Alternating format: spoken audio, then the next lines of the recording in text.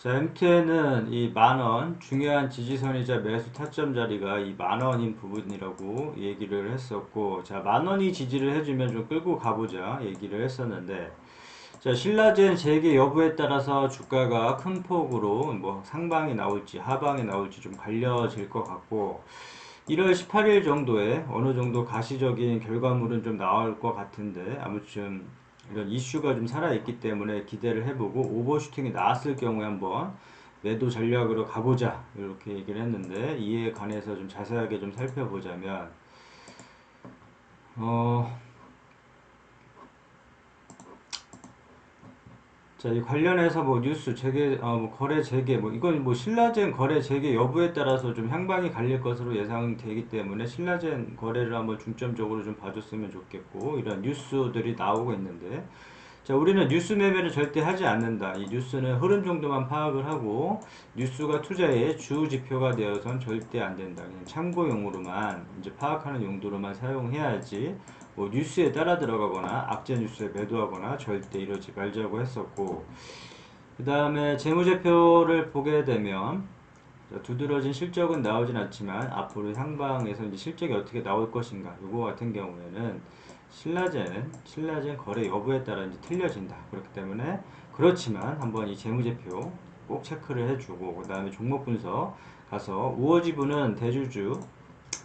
우호지분 포함해서 이제 30%, 대주주 지분은 30% 이상이면 양호하다, 적당하다 얘기를 했고, 이 회사가 어떤 사업을 영위하고 있는지 정도는 꼭 체크를 하고 투자를 하자 했기 때문에, 앞서 얘기한 재무제표, 주요 주주, 기업 개요 정도는 꼭 파악을 해줘야 된다. 요 정리를 하면 될 것 같고, 그 다음에 차트로 돌아가서,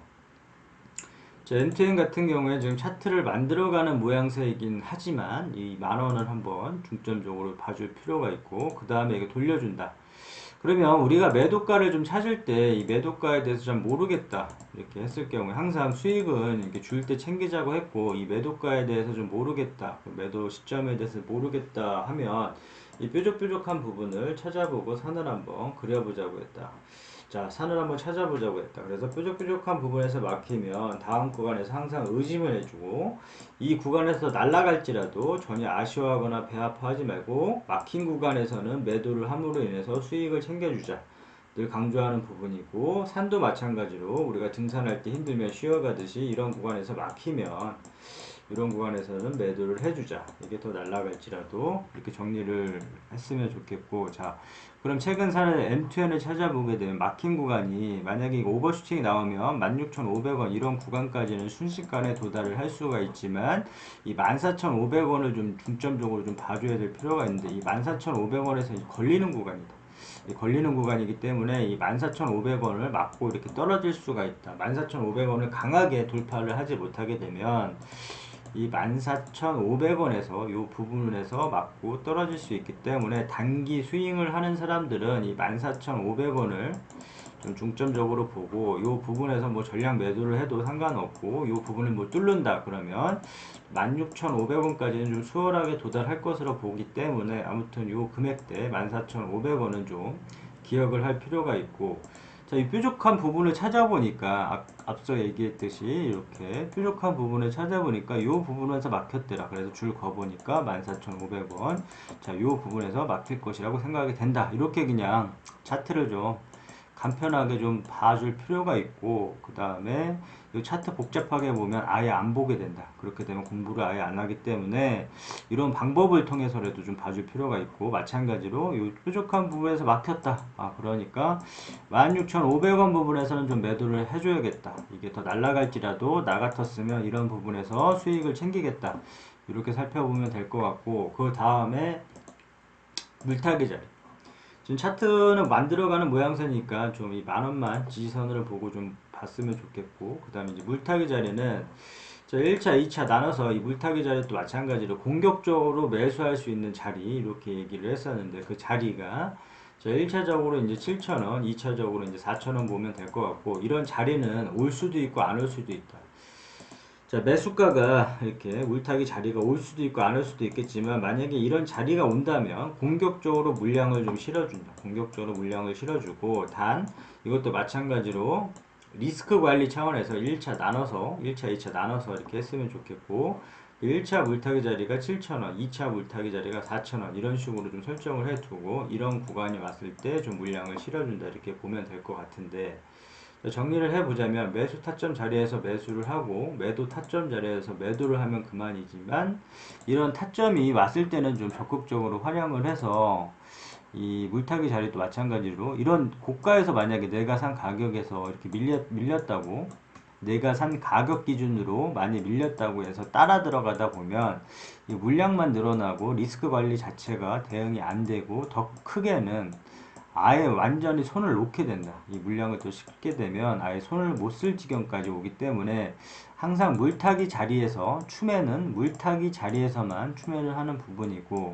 자, 매수 타점 자리랑 추매 자리랑은 이제 의미가 이제 틀리다. 이렇게 얘기를 했었고 아무튼 이런 자리에서 추매를 해야지만 손실폭을 줄이거나 수익까지도 낼 수 있는 자리이기 때문에 항상 물타기 자리는 기억을 해두자. 매번 강조하는 부분이고 그 다음에 이제 매도가 설정을 해서 이제 매도를 해주면 되는데 M2에는 지금 딴거 실질적으로 이 거래 재개가 될지 안 될지는 뭐 신라젠이 살아날지 안 살아날지는 다 모르겠지만 이 100%라는 건 지금 없기 때문에 뭐 살아날 수도 있고 뭐 가능성이 뭐 많다 뭐 내지는 뭐 가능성이 없다 이런 얘기가 많지만 일단 거래 재개가 좀 됐으면 좋겠고 이런 재개를 통해서 주가가 상승을 할 거는 이제 자명한 사실인데 뻔한 사실인데 그럼 만약에 오버슈팅이 나온다 크게 오버슈팅이 나왔을 경우에 욕심 부리지 말고 매도를 함으로 인해서 좀 수익을 챙겨줬으면 좋겠고 아무튼 만들어가는 추세니까 이 14,500원 이 돌파 여부를 좀 봐줬으면 좋겠고 만약에 나 같았으면 여기 돌파 못하고 하면 맞고 그냥 흐름이 좋지 않다 그러면 단기 스윙할 사람들은 올 매도를 해도 상관이 없을 구간인 것 같고 여기 만약 돌파해주면 16,500원 만약에 이 16,500원을 또 뚫게 되면 또 새롭게 목표가를 뭐 이런 식으로 잡아 나감으로 인해서 각자 목표한 매도가가 다 틀릴 텐데 어떤 사람들은 5% 만족을 하고 어떤 사람들은 뭐 10% 어떤 사람들은 20% 이렇게 만족을 뭐 다 틀리겠지만 중요한 부분은 자신이 원한 목표가에 매도를 하는 게 중요하고 수익을 챙기는 게 중요하기 때문에 항상 이 투자 원칙을 뭐 지켜 나감으로 인해서 이런 원칙들 지켜 나가면 이거 뭐 계속 따라